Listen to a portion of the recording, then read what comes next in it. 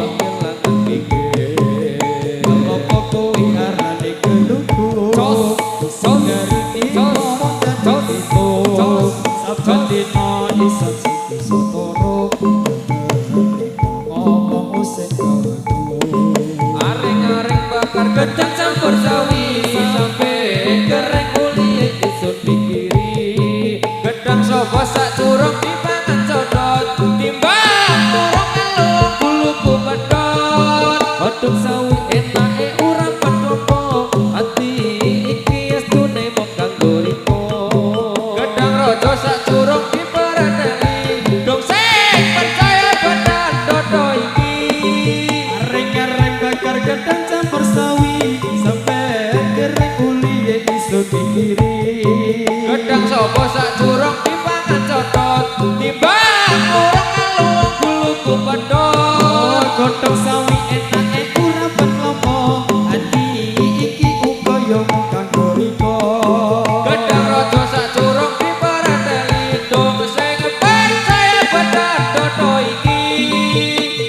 Tuhan di arane pasir waktu kembang keri ono ing pinggir urung ketemu awak langsung aksir deli gegeri koyo kelangan pinggir kelompok kuwi jenenge gelugu isi kari diporo dadi pitu saben wengi anggur ra bisa turu demen neri kok omong ora tuwetu aring-aring bakar gedang campur sawi sampe kerek uli iso pikiri gedang sapa sak curung dipangan codot timbang alung buluku medhot godhong sawi enake urapan klopo ati iki estune